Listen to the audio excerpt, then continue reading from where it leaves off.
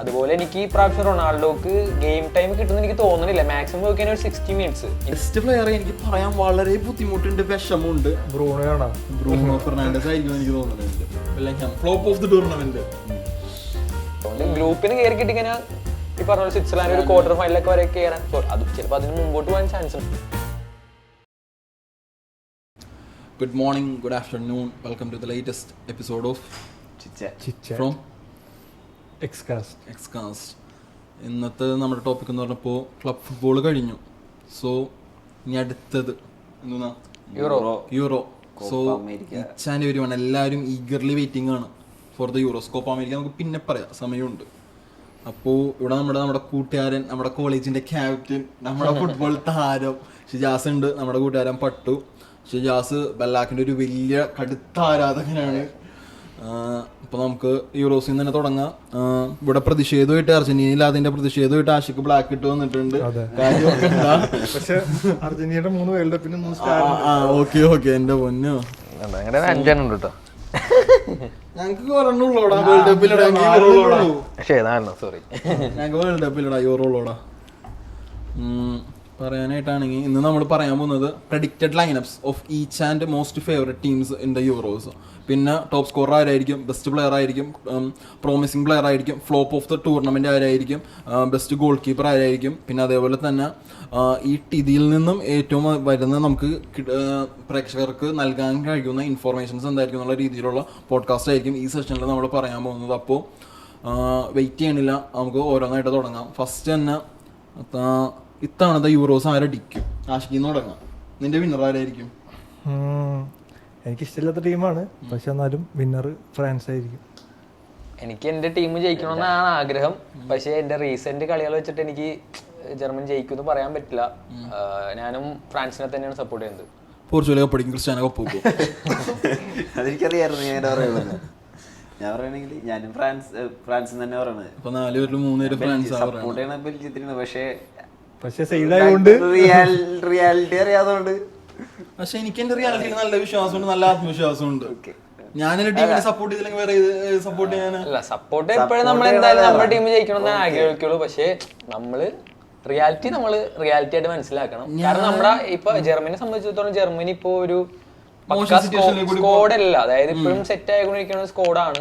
അപ്പൊ പണ്ടത്തെ പ്രതാപകാലത്തെ ജർമ്മനി എന്നൊന്നും പറയാൻ പറ്റിയ ഒരു സ്കോഡൊന്നും ഇപ്പൊ ഇല്ല. പിന്നെ ടീമായിട്ട് കളിച്ചുള്ള ഒരു പരിചയമില്ല. അതായത് ബയൺ മ്യൂണിക്കിൽ പോലും ഇപ്പൊ മര്യാദക്ക് ഇല്ല, കോർഡിനേഷൻ ഇല്ല, പ്ലേയേഴ്സ് തമ്മിൽ അങ്ങോട്ടും ഇങ്ങോട്ടും. അപ്പൊ അതുകൊണ്ട് പിന്നെ നമ്മുടെ നാട്ടിൽ നടക്കുന്ന കളി ആയതുകൊണ്ട് ചിലപ്പോ ഒരു എങ്ങനെ വന്നാലും സെമി വരെ എത്താം. ആ ഒരു ഫാൻസിന്റെ ഒരു അഡ്വാൻറ്റേജും കൂടി ഹോം ഗ്രൗണ്ട് ആയതുകൊണ്ട് ആ ഒരു അഡ്വാൻറ്റേജ് ഉണ്ടാവും. ഫുൾ കളിയും ജർമ്മനിലാണ്. അപ്പൊ അതിന്റെ ആ ഒരു അഡ്വാൻറ്റേജ് എന്തായാലും ജർമ്മനിക്ക് ഉണ്ടാവും. പക്ഷെ എന്നാ പോലും എന്താ പറയാ, ക്രിക്കറ്റ് പോലെ മറ്റേ പിച്ചിന്റെ വ്യത്യാസം അങ്ങനെയൊന്നുമില്ല. പ്ലേയേഴ്സ് കളിച്ചാലാണ് കളി നടക്കുള്ളൂ. അത്രേ ഉള്ളൂ. സിമ്പിൾ ആയിട്ട് പറഞ്ഞാൽ 2014 വേൾഡ് കപ്പിൽ ബ്രസീലിൽ കളി നടന്നിട്ട് അത് കാര്യമില്ല. അപ്പൊ ശരി, ഇപ്പൊ 3 പേര് ഫ്രാൻസ് പറഞ്ഞു, ഞാൻ പോർച്ചുഗൽ പറഞ്ഞു. ഞാൻ പോർച്ചുഗൽ എന്റെ കാരണം ഇവിടെ എല്ലാവർക്കും. പിന്നെ പോർച്ചുഗൽ നമുക്ക് പറയാം, കാരണം പോർച്ചുഗൽ സ്കോഡ് വൈസ് നോക്കി കഴിഞ്ഞാല് കിണ്ണ സ്കോഡ്. പിന്നെ റോബർട്ടോ മാർട്ടിനസ് പറഞ്ഞ ഒരു കോച്ച്, അതായത് വന്നിട്ട് ഇതുവരെ അൺബീറ്റൻ ആണ്. ഞാൻ പറഞ്ഞത് പോർച്ചുഗലിൽ മറ്റേ ക്വാളിഫയർ റൗണ്ടിലൊക്കെ അൺബീറ്റൻ ആയിരുന്നു. എല്ലാ കളിയും വിജയിച്ച് നല്ല ഗോൾ ഡിഫറൻസിൽ ജയിച്ച ഒരു ടീമാണ് പോർച്ചുഗൽ. നമുക്ക് പിന്നെ ക്വാളിഫയർ റൗണ്ട് ഉണ്ടായില്ല. അതല്ല, നീ ആ ക്വാളിഫയിങ് മാച്ചസ് ഇപ്പൊ എടുത്താലുണ്ടല്ലോ, ഒരു ടോപ്പ് ടയർ ടീമായിട്ട് മാച്ച് വന്നിട്ടുണ്ടായില്ല പോർച്ചുഗൽ. വന്നത് മൊത്തം ഒരു വീക്ക് ആയിട്ടുള്ള ടീമാണ്. അപ്പോൾ നമുക്ക് യഥാർത്ഥത്തിൽ ഇപ്പൊ റോബർട്ടോ മാർട്ടിനസ് വന്നതിന് ശേഷം പോർച്ചുഗലിന്റെ കളി എങ്ങനെയാണ്, ഇവരെങ്ങനെ ഇതായിട്ട് പോകുന്നുള്ള അറിയണമെന്നുണ്ടെങ്കിൽ ഒരു നല്ല ടീമായിട്ട് മാച്ച് വന്നത് ഇന്നലെ ക്രൊയേഷ്യയാണ്. പക്ഷെ അപ്പോഴും ഫുൾ സ്കോഡ് ഇറക്കിയില്ല, കുറെയൊക്കെ ബെഞ്ച് പ്ലേയേഴ്സിനെ വെച്ചാൽ ഇറക്കിയത്. അപ്പൊ അതുകൊണ്ട് തന്നെ നമുക്ക് അതും പറയാൻ പറ്റില്ല. കാരണം ഇംഗ്ലണ്ടും ഞാൻ ഐസ്ലാൻഡായിട്ട് തോറ്റ്, അവരും സ്കോഡ് ഇറക്കില്ല. അപ്പോൾ ഫ്രണ്ട്ലീസ് വെച്ച് നമുക്ക് വിലയിരുത്താൻ പറ്റൂല. പോർച്ചുഗലിന് പൊതുവെ ഗ്രൂപ്പും അതാണ് ഇനി പോർച്ചുഗലിന് ഒരു ഡിസഡ്വാൻറ്റേജ് വരാൻ പോകുന്നത്. അതായത് ആദ്യമേ ചെറിയ ടീമായിട്ട് കളിച്ചിട്ട് പിന്നെ ചിലപ്പോൾ പ്രീ ക്വാർട്ടറിൽ കിട്ടുന്നത് നല്ലൊരു ടീമിനായിരിക്കും. അപ്പോഴാണ് പിന്നെ പോർച്ചുഗലിന്റെ മെയിൻ പ്രശ്നം എന്ന് പറഞ്ഞാൽ, നീ പറഞ്ഞ പോലെ നല്ല സ്കോഡ് ഉണ്ട്, സ്റ്റാർ പ്ലേയേഴ്സും ഉണ്ട്, കോർഡിനേഷൻ ഇല്ല. അവിടെ തന്നെ ഈഗോ ഹെഡഡ് ആയിട്ട് ഇഷ്ടംപോലെ പേരുണ്ട്. ഇപ്പോ ക്രിസ്ത്യാനോയുടെ ഒരു പ്രതാപം എത്ര നാളും കഴിഞ്ഞ്, പുള്ളിക്കാരന്റെ ലേറ്റ് 40s. പക്ഷെ എന്നാൽ പോലും പുള്ളിക്കാരനെ കളിച്ച് ബോൾ ഇട്ട് കൊടുത്ത പുള്ളിക്കാരൻ ഫിനിഷ് ചെയ്യും. പക്ഷെ ഇവിടെ ബ്രൂണോ, ക്യാൻസലോ അങ്ങനെ മെയിൻ കളിക്കാനായിട്ട് കുറച്ച് കളിക്കാരുണ്ട്. അവർക്ക് അവരുടേതായ രീതിയിൽ ആ ഒരു ആധിപത്യം സ്ഥാപിക്കണം എന്നുള്ളപ്പോൾ അതെങ്ങനെ റോബർട്ടോ മാർട്ടീനസിനെ പരിഹരിക്കാൻ പറ്റുമെന്നുള്ളത് നമുക്ക് അറിഞ്ഞാൽ എനിക്ക് ഏകദേശം ഒരു നല്ല പ്രതീക്ഷ ഉണ്ടാവും. നീ പോർച്ചുഗൽ സപ്പോർട്ട് വേണ്ടി ഒരു കാര്യം ചോദിച്ചോട്ടെ, 2022 ഏറ്റവും ബെസ്റ്റ് പ്ലെയർ ക്രിസ്ത്യാനോ റൊണാൾഡോ ആയിരുന്നല്ലോ. എനിക്ക് എങ്ങനെ പറയാൻ പറ്റൂല. ഏത് ഒരു പെനാൽറ്റിയിൽ അടിച്ചോളൂ, അത് ഞാൻ പറയട്ടെ, ടോപ്പ് 2 ഏറ്റവും ബെസ്റ്റ് പ്ലെയർ ആയിരുന്നു മെസ്സി റൊണാൾഡോ അല്ലേ, അത് സമ്മതിക്കാല്ല. അത് രണ്ടുപേരും കമ്പയർ ചെയ്യുമ്പോഴും അതല്ലാണ്ട് വേൾഡ് കപ്പിലെ പെർഫോമൻസ് നോക്കുമ്പോൾ വളരെ മോശം പെർഫോമൻസ് അല്ലായിരുന്നു. 2022 അതിൽ നിന്നൊരു കംബാക്ക് ഇത്തവണ യൂറോയിൽ പുള്ളിക്ക് നടത്താൻ പറ്റുമോ? ഞാനിപ്പോ സിമ്പിൾ ആയിട്ട് പറഞ്ഞു കഴിഞ്ഞാൽ അൽ നാസറിന് വേണ്ടി സൗദി സീസൺ എന്ന് പറഞ്ഞ ആൾക്കാർ കളിയാകും സൗദി ലീഗ് എന്ന് പറഞ്ഞു. പക്ഷേ സൗദി ലീഗിലുണ്ടായ കഴിഞ്ഞ കൊല്ലം ഇക്കൊല്ലം ക്രിസ്ത്യാനോ 35 ഗോൾ അടിച്ച് റെക്കോർഡ് ഇട്ട്, ഗോൾ സ്കോറിംഗ് റെക്കോർഡ് ഇട്ട്, ഒരു സീസണിൽ ഏറ്റവും കൂടുതൽ ഗോൾ അടിക്കണം. പിന്നെ എല്ലാത്തിലും ഉപരി സിമ്പിളായിട്ട് ആ അൽ നാസറും അൽ ഹിലാലും ലാസ്റ്റ് ഫൈനൽ മാച്ച് കണ്ടവർക്ക് അറിയാം ക്രിസ്ത്യാനോ 120 മിനിറ്റും കളിച്ചത് എങ്ങനെയാണെന്ന്. ഈ പറഞ്ഞ പോലെ ആ കളിയിൽ ഒരു ബൈസൈക്കിൾ അടിച്ചിടാൻ നോക്കി അത് കലക്കനടിയായിരുന്നു പോസ്റ്റ് ചെയ്തിട്ടാ പോയത്. ക്രിസ്ത്യാനോ ഇപ്പോഴും കളിക്കുന്നുണ്ട്. പുള്ളിക്കാരൻ്റെ 100% ഡെഡിക്കേറ്റഡ് ആയിട്ട് ആ ഒരു രീതിയിൽ നല്ല മെന്റാലിറ്റി തന്നെ കളിക്കുന്നുണ്ട്. പക്ഷേ പുള്ളിക്കാരന് കിട്ടേണ്ട സർവീസ് കിട്ടണം. പോർച്ചുഗലിൽ ഇപ്പൊ പണ്ടത്തെ പോലെ കിട്ടണില്ല. പണ്ടെന്ന് പറഞ്ഞാൽ പോർച്ചുഗൽ ഒറ്റ ടാക്ടിക്സ് ഉണ്ടായുള്ളൂ, pass the ball to Ronaldo. പക്ഷെ ഇപ്പൊ അങ്ങനെയല്ല, don't pass the ball to Ronaldo. അതായത് റോബർട്ടോ മാർട്ടിനസിന്റെ ശൈലി തന്നെ ഒരു തന്നെയാണ്. അതായത് പുള്ളി സ്ട്രൈക്കർ അങ്ങനെ യൂസ് ചെയ്യണമെന്ന് വെച്ചാൽ സ്ട്രൈക്കർ ഒരു ഫോഴ്സിനായിട്ട് ഇപ്പൊ ലുക്കാക്കോ കളിച്ചുകൊണ്ടിരുന്ന സമയത്ത് അറിയാം, ലുക്കാക്കുവിനോട് ബോൾ വന്ന് റിസീവ് ചെയ്തിട്ട് ബാക്കി വിങ്ങേഴ്സിനെ കൊണ്ട് ഗോൾ അടിപ്പിച്ചിട്ടുണ്ടെന്ന്. ലുക്കാക്കുവിനെ ജസ്റ്റ് സെറ്റ് പീസിലൊക്കെ യൂസ് ചെയ്യാൻ. അതുപോലെ എനിക്ക് ഈ പ്രാവശ്യം റൊണാൾഡോക്ക് ഗെയിം ടൈം കിട്ടുന്ന എനിക്ക് തോന്നുന്നില്ല. മാക്സിമം നോക്കിയാൽ ഒരു 60 മിനിറ്റ്സ്. ഇനി സ്റ്റാർട്ടർ ആയപ്പോലും ഒരു 60 സ്റ്റാർട്ടർ ആയിരിക്കും. പക്ഷേ ഒരു മാക്സിമം ഒരു 60 മിനിറ്റ്സ് ഒക്കെയാണ് എനിക്ക് തോന്നുന്നത് റൊണാൾഡോനെ കളിപ്പിക്കാൻ ചാൻസ് ഉള്ളൂ. അത് കഴിഞ്ഞിട്ട് മിക്കവാറും ഗോൺസാലോ റാമോസിനെ പോലത്തെ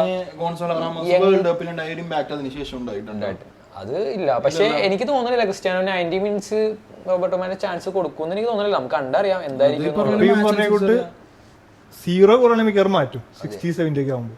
അതേസമയം റൊണാൾഡോ അടിച്ചിട്ടില്ല മാറ്റാൻ 0 ഗോളാണെങ്കിൽ മാറ്റൂല, അടിച്ചിട്ടുണ്ടെങ്കിൽ ഉണ്ടല്ലോ മാറ്റും. അങ്ങനെ ഉള്ളൂ, നീ നോക്കിക്കോ. കാരണം ക്രിസ്ത്യാനോ സംബന്ധിച്ച് ഒറ്റ ചാൻസ് മതി, 90 മിനിറ്റ് ആണെങ്കിലും ക്രിസ്ത്യാനോ അടിക്കും. ഹംഗ്രിയാണ് അത് മാർട്ടീനസ് ഇപ്പോഴും പറയുന്നത്. ക്രിസ്ത്യാനോയുടെ ഒരു ഹംഗ്രിനെസ് വേറെ ആർക്കും ഇപ്പോഴും ഇല്ല, ആ ഒരു മെന്റാലിറ്റി ഹംഗ്രിനെസ്. ഈ 39-ാം വയസ്സിലും പുള്ളിക്കാരന്റെ മെന്റാലിറ്റി ബാക്കിയുള്ള പ്ലേയേഴ്സിന് ഉണ്ടെങ്കിൽ ഈ ടീം എവിടെ എത്തിയാണ്. പക്ഷെ നമ്മൾ വെറുതെ ക്രിസ്ത്യാനോ ഒന്നും പറഞ്ഞ് ഇനി പിടിപ്പിക്കാൻ നിൽക്കണ്ട. നമുക്ക് ബാക്കിയുള്ള കടത്തിലോട്ട് പോവാ. ടോപ്പ് സ്കോറർ ആയിരിക്കും, ബെസ്റ്റ് പ്ലെയർ ആയിരിക്കും നിന്റെ ഇതില്? ടോപ്പ് സ്കോറർ എന്തൊക്കെയാലും എംബാപ്പെ. ബെസ്റ്റ് പ്ലെയർ കഴിഞ്ഞ തവണ ഗ്രീസ്മിനല്ലായിരുന്നു? അല്ലല്ല, അത് മറ്റേ പോർച്ചുഗൽ അടിച്ച ടീമിലായിരുന്നു. ബെസ്റ്റ് പ്ലെയർ ഇത്തവണത്തെ സീസൺ വെച്ച് നോക്കിയിട്ട് എനിക്ക് കോൾ പാൽമർ. ടോപ്പ് സ്കോർ എന്തായാലും എംബാപ്പെ വരാനാണ് സാധ്യത. കാരണം എംബാപ്പേനെ അവര് ഫീഡ് ചെയ്ത് കൊടുത്തോണ്ടിരിക്കും ഗോൾ അടിക്കാനായിട്ട്. പിന്നെ ബെസ്റ്റ് പ്ലെയർ ചിലപ്പോ എനിക്ക് തോന്നുന്നു ബെല്ലിംഗാം, അതായത് ഇംഗ്ലണ്ടിന്റെ പെർഫോമൻസ് ഇതായിരിക്കും. അതായത് ബെല്ലിംഗാം എന്ന് പറഞ്ഞാൽ ഇങ്ങനെ തന്നെയാണ്. അതായത് പുള്ളി കളി ഉണ്ടാക്കുകയും ചെയ്യും, എന്നാൽ പുള്ളി ഗോൾ അടിക്കുകയും ചെയ്യും. പക്ഷേ റൈലി എന്ന് പറഞ്ഞാൽ ബെല്ലിംഗാം കുറച്ചും കൂടി അഡ്വാൻസ്ഡ് ആയിട്ടല്ലേ ഇംഗ്ലണ്ടിലോട്ട് വരുമ്പോ പുള്ളിക്കാരൻ കുറച്ചും കൂടി ഒരു മിഡ്ഫീൽഡ് പൊസിഷനിലോട്ട് പോകുമ്പോൾ എനിക്ക് തോന്നണതില്ല. ഡെക്ലാൻ റോയ്സിനെ ഒറ്റ DMF ഇട്ടിട്ട് ബെല്ലിംഗാമിനെ അയച്ചുവിടാനാണ് സാധ്യത പുള്ളി കളിപ്പിക്കണത്. പക്ഷേ അത് ഈ ഫോഡൻ ഉള്ളതുകൊണ്ടാണ് പ്രശ്നം. ഫോഡൻ ഉള്ളതുകൊണ്ട് ഫോഡനെ എവിടെ കളിപ്പിക്കും എന്നുള്ളൊരു ഓപ്ഷൻ ഉണ്ട്. പ്രീമിയർ ലീഗിൽ ബെസ്റ്റ് പ്ലെയർ ആണ്. ആ പ്ലെയറെ കളിപ്പിച്ചില്ലെങ്കിൽ പിന്നെ ആരെ കളിപ്പിക്കാനാ? സത്യം. പിന്നെ അവർക്ക് അതാണ് ഇപ്പൊ ആ ലെഫ്റ്റ് വിങ്ങില് പ്ലേയേഴ്സിനോട് ഓവർലോഡ് ആണ്. അതായത് സാക്ക ഉണ്ട്, ഇപ്പൊ അതേ ഫോർഡനുണ്ട്. അപ്പോ സ്കോഡ് സൗത്ത് ഗേറ്റിനെ സംബന്ധിച്ചോളം അതാണ് ഒരു പ്രശ്നം. അതാണ് സ്കോഡ്. പിന്നെ ഈ പുള്ളി എനിക്ക് തോന്നുന്നത് രണ്ടാമത്തെ മിഡ്ഫീൽഡ് അടുപ്പ് ചൂസ് ചെയ്യണത് അർണോൾഡിനെയാണ്. കഴിഞ്ഞ കളി ഇറങ്ങിയത് അർണോൾഡ് ഇറങ്ങി, അർണോൾഡ് ഒരു ഗോൾ അടിച്ച്. അപ്പോ അർണോൾഡ് നല്ല കലക്കം പാസാണ്. ഡിഫൻസീവില് കുറച്ച് വീക്ക് ആണെങ്കിലും ഭയങ്കര വിഷനും പാസിംഗും സ്പെഷ്യലിസ്റ്റ് ആണ്. അപ്പൊ അതുകൊണ്ട് സൗത്ത് ഗേറ്റിന്റെ സ്കോഡ് ഒന്ന് കണ്ടറിയണം എന്തായാലും. എന്റെ ഇതില് ടോപ്പ് സ്കോറർ ക്രിസ്ത്യാനോ റൊണാൾഡോ ഇരിക്കും. ബെസ്റ്റ് പ്ലെയർ എനിക്ക് പറയാൻ വളരെ ബുദ്ധിമുട്ടുണ്ട്, വിഷമുണ്ട്. ബ്രൂണോ ഫെർണാണ്ടസ് ആയിരിക്കും എനിക്ക് തോന്നുന്നുണ്ട്.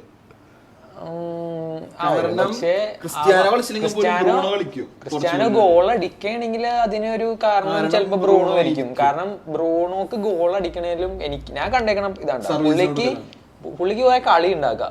അതായത് പുള്ളിയാണ് മെയിൻ എന്നുള്ള രീതിയിൽ പുള്ളി കളി ഉണ്ടാക്കുക. പുള്ളി അങ്ങനെ ഉദ്ദേശിക്കുന്ന ഒരു പ്ലെയർ ആണ്. അതെ.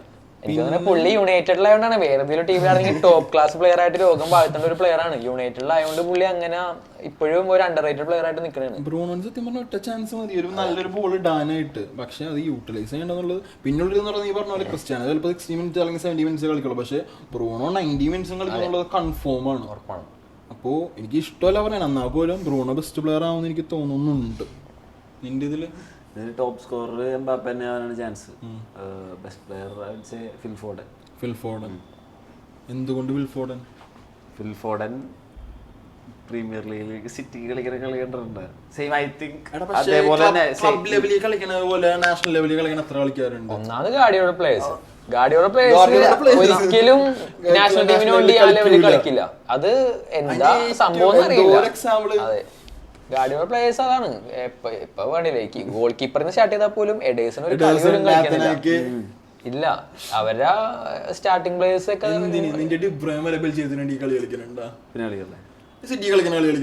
കളിക്കണില്ല. ഉണ്ടായ കാലത്ത് ഇപ്പൊ കുറച്ചു നാളായിട്ട് ഡിബ്രൂവിനെ ബെൽജിയത്തിന് വേണ്ടി അത്ര അതെ അതെ അതായത് ആ ബെൽജിയത്തിന്റെ ആ ഒരു പ്രതാപകാലം ഉണ്ടായിരുന്നു. ഹസാർഡ് ഡിബ്രൂവിന് ഉണ്ടായ അവരുടെ ഗോൾഡൻ ജനറേഷൻ അതായിരുന്നു. ഇപ്പൊ പയ്യെ പയ്യെ അവരൊരു ഡെഡായിക്കൊണ്ടിരിക്കുന്നതാണ്. ഇനി നോക്കണ്ട, തീർന്നിട്ടൊന്നുമില്ല. ട്രൊസാർഡ്, ഡോക്കു ഇൻഡിവിജ്വൽ പ്ലേയേഴ്സ് ഉണ്ട്. പക്ഷേ എന്നാലും ഇൻഡിവിജ്വൽ പ്ലേയേഴ്സിനെ കപ്പടിക്കണ്ട, അതാ പറയാ തീർന്നത്. ഓരോ ഇൻഡിവിജ്വൽ പ്ലേയേഴ്സിന്റെ കേസ് പറഞ്ഞില്ലേ, പോർച്ചുഗൽ സ്കോഡ് എടുക്കും. എന്താ സ്കോഡ് കാര്യമുണ്ടാ? ബെൽജിയം ഇത് തന്നെയാണ് ഏകദേശം അവരുടെ ആ ജനറേഷൻ. ഇപ്പൊ എനിക്ക് തോന്നുന്നത് ഡിബ്രൂനൊക്കെ ഇനി എന്തായാലും അടുത്ത സീസൺ വല്ല സൗദിയിലേക്ക് പോയി കഴിഞ്ഞാൽ പിന്നെ ഇനി ചിലപ്പോ ഇനി നാഷണൽ ടീമിലേക്ക് ഒരു കംബാക്ക് ഉണ്ടാവുന്ന ലുക്കാക്കുവിനെ ചെൽസി ഒഴിവാക്കണേണ് എങ്ങനെയാണെങ്കിലും. വേറെ എങ്ങനെയാലും കാശ് കൊടുത്ത് ഒഴിവാക്കിയിട്ടാണ് ചെൽസിക്ക് അടുത്ത പ്ലേയേഴ്സിനെ സൈൻ ചെയ്യുന്നത്. അപ്പൊ അതുകൊണ്ട് ലുക്കാക്കു ഒക്കെ പിന്നെ പൈസയുടെ പുറകെ പോയിക്കോളും. ലുക്കാക്കു ഭയങ്കര പൈസ മോഹിയായിട്ടുള്ള ഒരു പ്ലെയർ ആണ്, ഗ്രീഡിയാണ് ഭയങ്കര. പിന്നെ നിങ്ങൾ ചെൽസിക്കാരും കൊടുത്തില്ല 130-170 മില്യൺ, കുഴപ്പമില്ല. ഇപ്പൊ 3 പേരും പറഞ്ഞത് ടോപ്പ് സ്കോറർ എംബാപ്പെ ആയിരിക്കും. ഒരാൾ പറഞ്ഞത് ഫോഡൻ, ഒരാൾ ബെല്ലിംഗ്ഹാം, നീ എന്താ പറഞ്ഞ കോൾ പാമർ. 3 ഇംഗ്ലീഷ് പ്ലേയേഴ്സിനാണ് ബെസ്റ്റ് പ്ലേയേഴ്സ്. ഇംഗ്ലണ്ടും ഫ്രാൻസുമാണ് മുൻകെടുത്ത് നിൽക്കുന്നത്. ഇംഗ്ലണ്ട് എന്തായാലും അല്ലേ ഒരു ടോപ്പ് 4 ഫിനിഷ് തന്നെ പ്രതീക്ഷിക്കാം. നീ പറഞ്ഞ സ്ഥിതിക്ക് നിന്റെ സെമി ഫൈനലിസ്റ്റ് ആരായിരിക്കും? ഫ്രാൻസ്, ഇംഗ്ലണ്ട്, പിന്നെ പോർച്ചുഗൽ ഞാൻ കണക്കി കൂട്ടിയിട്ടില്ല. സ്പെയിൻ പറയാ, പിന്നെ നെതർലാൻഡ്. മനഃപൂർവ്വം പോർച്ചുഗലിനെ പറയാൻ എന്റെ ആണെങ്കിൽ of course Germany semi final വരെ ഉണ്ടാവും. ജർമ്മനി ഉണ്ടാവും, പോർച്ചുഗൽ ഉണ്ടാവും, ഫ്രാൻസ് ഉണ്ടാവും.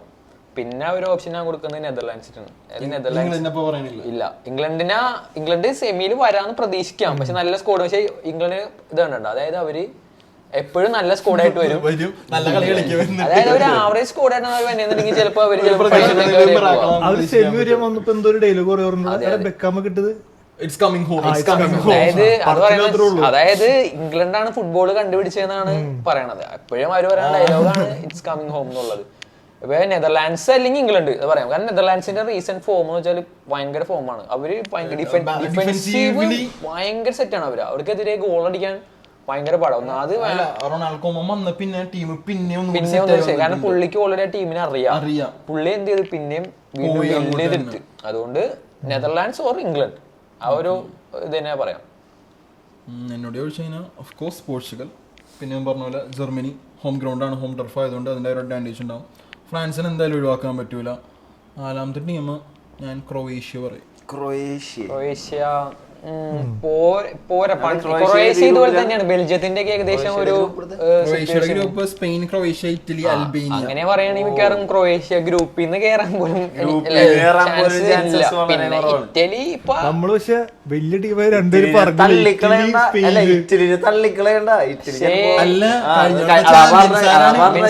പക്ഷേ ഇറ്റലി ഇപ്പോ റീസെന്റ് ആയിട്ട് എത്ര അതായത് കോച്ചൊക്കെ മാറിയിട്ട് കോച്ചായിട്ട് മറ്റെന്ന് വെച്ചാൽ ഒരുപാട് വർഷങ്ങൾ എടുത്താണ് അത്ര നല്ലൊരു ടീമിന് ഉണ്ടാക്കിയത്. ഇപ്പോഴത്തെ കോച്ച് സ്പെലറ്റി,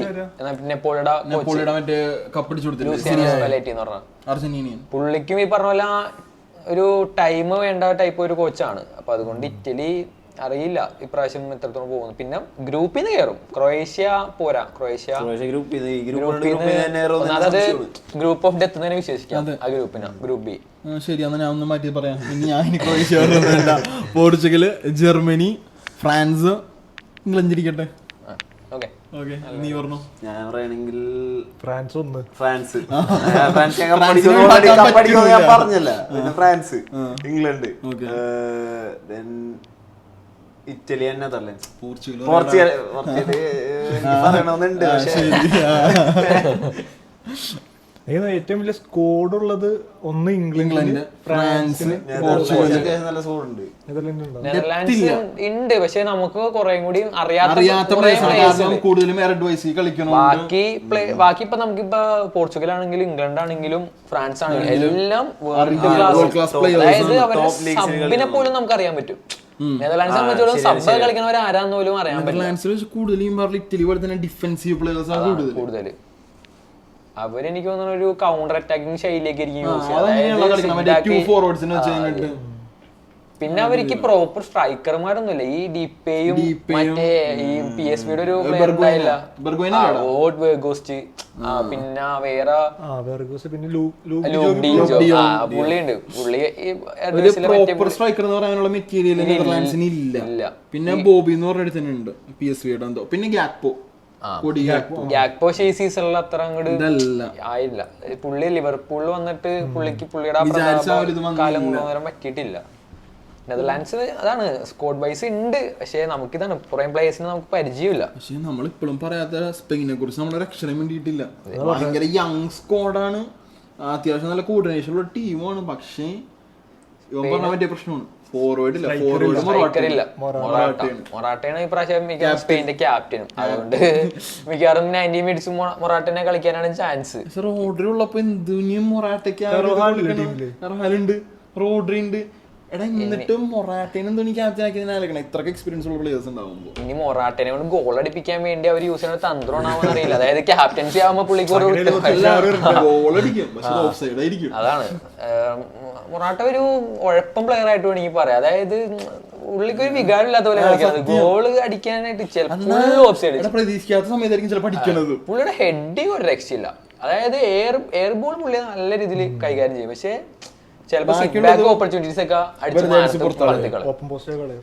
അങ്ങനത്തെ ഒരു. അതുകൊണ്ട് എത്രത്തോളം ഗോൾ സ്കോർ ചെയ്യുമെന്ന് പറയാൻ പറ്റില്ല മൊറാട്ടിനെ കൊണ്ട്. പിന്നെ അവർക്ക് വേറെ ആരാ സ്ട്രൈക്കർ ഓപ്ഷൻ ആയിട്ട് ആരോ ഉള്ളത്?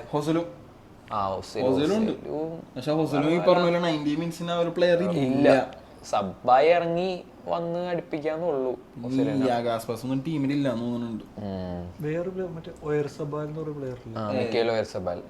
പുള്ളി എനിക്ക് തോന്നുന്നു ഇല്ലാന്ന് തോന്നണം, CF ഇല്ലാന്ന് തോന്നണം. സ്പെയിന് തന്നെ പഴയ പോലെ തന്നെ ടിക്കി ടാക്ക് പ്ലേ ആയിരിക്കും. അതായത് 600 പാസും ഓപ്പോസിറ്റ് ടീം 200 പാസും ഒക്കെ ആയിരിക്കും. പക്ഷേ സ്കോർ ചെയ്യാൻ ചാൻസ് ഇല്ല. പൊസിഷൻ എപ്പോഴും ഉണ്ടാവും. അതായത് ഓപ്പോസിറ്റ് ടീമിനെക്കാട്ടും ഒരു 200 പാസ് കൂടുതലുണ്ടാവും. പക്ഷേ ഗോൾ സ്കോർ ചെയ്യാൻ ചാൻസ് ഇല്ല. അത് ഈ സ്പെയിനും പണിയിട്ടത് അങ്ങനെയാണ്. ഇവര് കൊണ്ടുവന്ന് നോക്കൌട്ടിലൊക്കെ വന്ന് 0-0 ആക്കും. ഏതെങ്കിലും ഒരു ചെറിയ ടീം ആ ഗോളിയുടെ മിടുക്കും കൊണ്ട് അവര് കയറിപ്പോവും. ടീമിന്റെ കോച്ച് തന്നെ അഡ്വാൻസ് ചെയ്ത് കയറിയത്. പുള്ളി ഭയങ്കര ഒരു കർക്കശക്കാരനായ ഒരു കോച്ചാണ്. റാമോസിനെ പുറത്താക്കി എനിക്ക് വയസ്സന്മാരൊന്നും വേണ്ട. പെപ്പെ 41 വയസ്സിലും പോർച്ചുഗൽ ടീമിൽ കളിക്കുന്നുണ്ടെങ്കിൽ റാമോസിന് എന്തുകൊണ്ട് കളിച്ചുകൂടാ? റാമോസ് ശരിക്കും പറഞ്ഞ ഈ സീസൺ ഭയങ്കര ഫോമിലാണ്. സെവില്ലയുടെ ബെസ്റ്റ് പ്ലെയറാ ഈ സീസണിലാണ്. സ്പെയിനിൽ ഇപ്പോഴും ഒരു ലീഡറിന്റെ കുറവുണ്ടാവും. റാമോസ് ഇപ്പൊ റാമോസ് കളിച്ചില്ലേ ഡ്രസ്സിംഗ് റൂമിൽ. ഇപ്പൊ ജർമ്മനി റൂമിൽ ഒരു കോർഡിനേഷൻ, അതായത് പിള്ളേരെയും ഏജ് ആയുള്ളവരെ ഒരുമിച്ച് കൊണ്ടുപോകാനായിട്ട്, പിന്നെ ജസ്റ്റ് പ്രഷറിൽ നിൽക്കുമ്പോ ഒന്ന് ഫണ്ണൊക്കെ ആയിട്ട് ഇതായിട്ട് അങ്ങനെ ഒരു ലീഡർഷിപ്പ് ക്വാളിറ്റിക്ക് വേണ്ടിയാണ് മുള്ളറെ ടീമിൽ എടുത്തേക്കുന്നത്.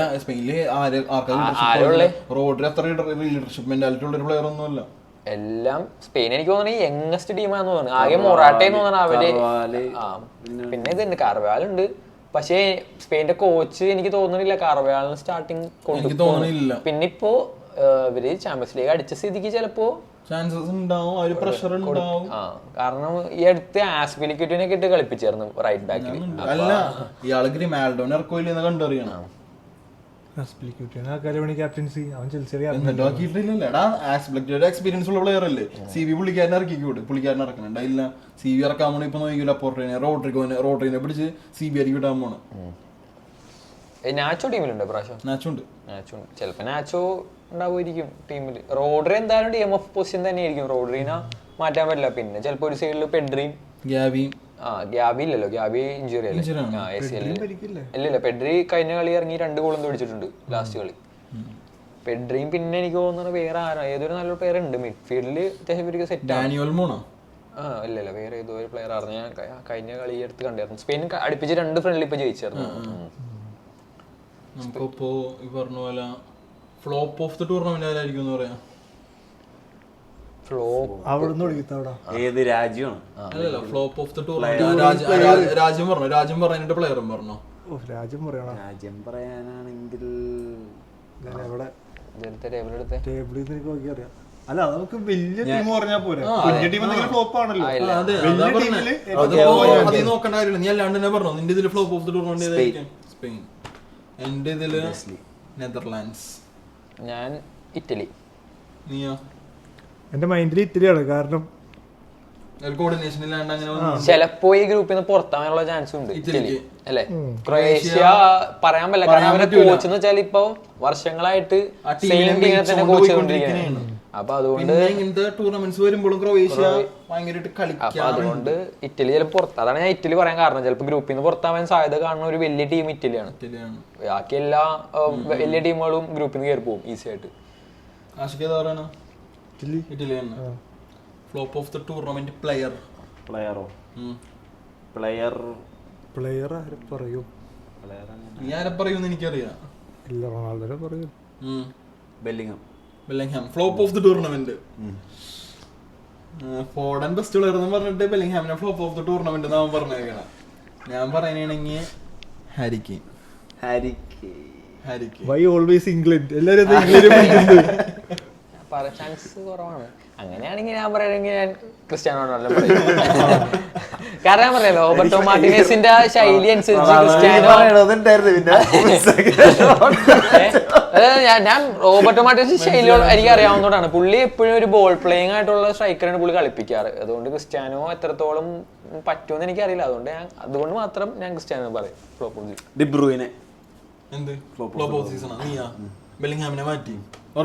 സ്വന്തം ടീമിലെ പ്ലെയർ ആണെന്ന് പറഞ്ഞോണ്ട് അതും ആ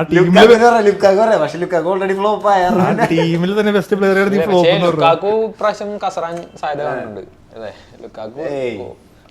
തെളിയിക്കണം ബാക്കിയുള്ള എല്ലാവരും. ലുക്കാക്കുവിന് മാത്രം ബാക്കി എല്ലാ പ്ലേയേഴ്സും തെളിയിച്ച കുറച്ച് പൈസ MLS-ലോട്ട് പോകാനുള്ള ചാൻസാ. പ്രീമിയർ ലീഗ് അല്ല, യൂറോപ്പ് അല്ല, പൈസക്ക് വേണ്ടി MLS പോകാൻ പറ്റുന്ന ചാൻസ്. അതന്നെ സൗദി. MLS അല്ല, സോറി സൗദി ലീഗ്. നിന്റെ ഫ്ലോപ്പ് ഏതാ? അതിന്റെ ഫ്ലോപ്പ് ഞാൻ നോക്കിയിട്ട് വലിയ ടീമില് നമ്മൾ അറിയാവുന്ന പ്ലെയർ ഒന്ന് പോളണ്ടിലെ ലെവൻഡോസ്കി.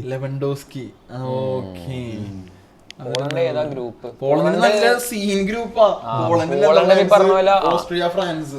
അതെനിക്ക് തോന്നുന്നത് ഇറ്റലിയുടെ ഗ്രൂപ്പ് പറഞ്ഞാലും ടൈറ്റ് ഗ്രൂപ്പ്. കാരണം ഓസ്ട്രേലിയ ആണെങ്കിലും ഇപ്പൊ മറ്റേ റാഫ് റാഗ്നിക്കാണ് കോച്ച് ചെയ്യണത്. അത്യാവശ്യം ചിലപ്പോ നല്ലൊരു ഓസ്ട്രേലിയ ചിലപ്പോ നല്ല ഇത് കാണിക്കാൻ ചാൻസ് ഉണ്ട്. പിന്നെ അലാബക്ക് കാനഡ. പക്ഷെ അലാബക്ക് പരിക്കാണ്. അതുകൊണ്ട് അലാബ് കളിക്കാൻ അലാബാന ടീമിൽ എടുത്തേക്കണത് ഒരു അസിസ്റ്റന്റ് കോച്ച് എന്നുള്ള രീതിയിലാണ് എടുത്തേക്കണത്. കളിക്കാൻ ചാൻസ് ഇല്ല. സീസൺ പുള്ളി ഔട്ടാണ്. പിന്നെ ഈ പറഞ്ഞ പോലെ സാബിറ്റ്സർ ഒക്കെ ഉണ്ട്. സാബിറ്റ്സർ ചിലപ്പോ നല്ല ഇപ്പൊ ഡോട്ട്മണ്ട് കൊണ്ട് അത്യാവശ്യം നല്ല കളിയായിരുന്നു. അതുകൊണ്ട് പോളണ്ടും എനിക്ക് തോന്നുന്നത് ആ ഗ്രൂപ്പിൽ നിന്ന് പുറത്തു പോകാനുള്ള നല്ല കാരണം ഓൾറെഡി ഫ്രാൻസും നെതർലാൻഡ്സും കയറാനാണ് ചാൻസ്. പിന്നെ ഇവർക്ക് പറയാൻ പറ്റില്ല. ചിലപ്പോ നെക്ക് ആൻഡ് നെക്ക് ഫൈറ്റ് ഒക്കെ വന്നിട്ടെ ചിലപ്പോ വേൾഡ് കപ്പ് പോലെ യൂറോ കപ്പിലുള്ള സീസൺ എന്ന് പറഞ്ഞാൽ എംബാപ്പെ പറഞ്ഞതെന്ന് പറഞ്ഞാൽ അവരെപ്പോഴും കളിക്കണവരാണ്. അതുകൊണ്ട് തന്നെ അവർക്ക് ഓരോരുത്തരുടെയും കളിയും കളിയുടെ ശൈലികളും ടാക്ടിക്സും എല്ലാം അറിയാൻ പറ്റും. അപ്പൊ അതുകൊണ്ട് തന്നെ എന്തുകൊണ്ടും വേൾഡ് കപ്പിനേക്കാളും കുറച്ചും കൂടി ടഫ് എന്ന് യൂറോപ്യൻസ് പറയണത് അതുകൊണ്ടായിരിക്കും. കാരണം അറിയാവുന്ന ടീമുകളും കുറച്ചും കൂടി കോമ്പറ്റീറ്റീവ് ആണെന്ന് പറയുന്ന രീതിയിൽ ഈ ഗ്രൂപ്പിൽ ഫ്രാൻസ് പ്ലേയേഴ്സ് ആണെങ്കിൽ തന്നെയല്ലേ ഒരു 75% പ്ലേയേഴ്സും യൂറോപ്യൻ ഫുട്ബോൾ കളിക്കുന്ന പ്ലേയേഴ്സ്. അതായത് ഇപ്പൊ നമുക്കെല്ലാം യൂറോപ്യൻ ഫുട്ബോളാണ് ശരിക്കും കോമ്പറ്റീറ്റീവ് ഫുട്ബോൾ എന്ന് പറയാൻ പറ്റിയ ഒരു ലീഗ് നടക്കുന്നത് യൂറോപ്യൻ ഫുട്ബോളിലാണ്. അതാണ് എന്റെ അഭിപ്രായം എങ്ങനെയാണ്. അടുത്തത് ഇനി നമുക്ക് പറയാനുള്ള ക്വസ്റ്റ്യൻ എന്ന് പറഞ്ഞു കഴിഞ്ഞാൽ dark horses of the tournament, കറുത്ത കുതിരകൾ ടൂർണമെന്റിൽ ആരായിരിക്കും എന്നുള്ള ഒരു ചോദ്യമുണ്ട്. കറുത്ത കുതിര സാധാരണ കറുത്ത കുതിരകൾ എന്ന് പറഞ്ഞു കഴിഞ്ഞാൽ എല്ലാവരും എല്ലാ തവണയും പറയണത് തുർക്കിയാണ്. അത് വന്ന പോലെ തന്നെ കുതിരയുടെ സ്പീഡില് ഗ്രൂപ്പിൽ തന്നെ ഔട്ട് ആവാറുണ്ട്. അപ്പോ ഈ സീസണിലെ കറുത്ത കുതിരകൾ അല്ലെങ്കിൽ അണ്ടർഡോഗ്സ് എന്ന് പറയാവുന്ന ഒരു ടേമില് നിങ്ങൾ ഏത് ടീമിനായിരിക്കും പറയുന്നത്? ആഷിഖ് തന്നെ പറഞ്ഞോ. എനിക്ക് തന്നെ വെച്ചല്ലേ യെസ്, നീ തപ്പിക്കൊണ്ടിരിക്കണോണ്ട് ഞാൻ പറഞ്ഞ കറുത്ത കുതിര ഉദ്ദേശിച്ച് കേറുന്നതാണ് ഉദ്ദേശിച്ചത്. അതായത് നമ്മള് ഒട്ടും പ്രതീക്ഷിക്കാത്ത ടീമായിരിക്കും, പക്ഷെ ഇല്ല ഫൈനൽ എത്തുന്ന എന്തായാലും ഒരാളും പോലും പ്രതീക്ഷ ഉണ്ടാവില്ല. ലൈക്ക് ദാറ്റ് ഈ ടീമിൽ ഒരു സർപ്രൈസ് എലിമെന്റ് കൊണ്ടുവരാൻ പോണ ടീം ഏതായിരിക്കും ഈ ടൂർണമെന്റില്? വേൾഡ് കപ്പിൽ അണ്ടർഡോഗ്സ് ആയ മൊറോക്കോ ഇല്ല, മൊറോക്കോ ആഫ്രിക്കൻ. സെമി വരെ ഞാൻ പറയാം, ക്വാർട്ടർ വരെ ഞാൻ എന്റെ ഹംഗറിനെ പറയണം. ഹംഗറി ഒരു ക്വാർട്ടർ സെമി വരെ, അല്ല സെമി ഇല്ല ക്വാർട്ടർ വരെ. ഞാനിപ്പോ പറയണെങ്കില് തുർക്കിനെ തന്നെ പറയുള്ളൂ. കാരണം തുർക്കി എപ്പോഴും വന്നത് ഇതുപോലെ ബ്രില്യൻ സ്കോഡാണ് തുർക്കിയുടെ സ്കോഡ് വെച്ചാല് സ്കോഡാണ്. പക്ഷെ ഇതാണ് എപ്പോഴും കറുത്തൂരായിട്ട് വന്നിട്ട് ആദ്യമേ തന്നെ ഫസ്റ്റത്തെ വിസില് വണ്ടി ഓടിച്ച് വീട്ടിൽ പോണവരാണ്. പിന്നെ അതിന്റെ ഒപ്പം തന്നെ ഞാൻ യുക്രൈനിയൻ പറയും. എൻ്റെ ഇതില് ഞാൻ സെർബിയ പറയും. കാരണം മിലിക്കനോവിച്ച് സാവിച്ച്, ടാഡിച്ച്, പിന്നെ നമ്മുടെ അൽ ഹിലാലിന്റെ ഫോർവേഡ് മിട്രോവിച്ച്, അത്യാവശ്യം നല്ലൊരു സ്കോഡ് ഉണ്ട് സെർബിയ. അപ്പോ സെർബിയയുടെ ഗ്രൂപ്പിൽ നിന്നാണെങ്കിലും എനിക്ക് തോന്നുന്നു ഇംഗ്ലണ്ട് സെർബിയ ആയിരിക്കും ക്വാളിഫൈ ചെയ്ത്. ലൂയിസ് ആൽബർട്ടോ അതിനകത്ത് തന്നെയല്ലേ? ലൂയിസ് ആൽബർട്ടോ സ്പെയിനാണ്. ലൂയിസ് ആൽബർട്ടോ സ്പെയിനാണ്. അപ്പോ സെർബിയ അത്യാവശ്യം ഒരു നല്ല സ്കോഡ് ഉണ്ട്. ഇംഗ്ലണ്ടും സെർബിയയും കയറും. സെർബിയ എന്തെങ്കിലും ഒരു പ്രതീക്ഷിക്കാത്ത സംഭവം നടത്തുന്നതാണ് എന്റെ ഒരു പ്രതീക്ഷ. നിന്റെ ഇതിൽ അണ്ടർഡോഗ്സ് സ്വിറ്റ്സർലാൻഡ്. യാൻ സോമറിന്റെ സ്വിറ്റ്സർലാൻഡ് ആണ്, സൂപ്പർമാന്റെ സ്വിറ്റ്സർലാൻഡ്. പക്ഷേ ഗ്രൂപ്പിൽ നിന്ന് കയറി കിട്ടിയ സ്വിറ്റ്സർലാൻഡ് ഇതാ. ഹംഗറിയും എന്റെ ഇതിൽ ആ ഗ്രൂപ്പിൽ നിന്ന് ഹംഗറിയും ജർമ്മനിയും കയറാൻ ചാൻസ് കൂടുതൽ. പക്ഷേ സ്കോട്ട്ലാൻഡിനെ പറയാൻ പറ്റില്ല കേട്ടോ. സ്കോട്ട്ലാൻഡും സമീപകാലത്തെ ഫോം അനുസരിച്ച് സ്കോട്ട്ലാൻഡ്, ജോൺ മക്വീൻ, പിന്നെ മക്ടോമിനായി.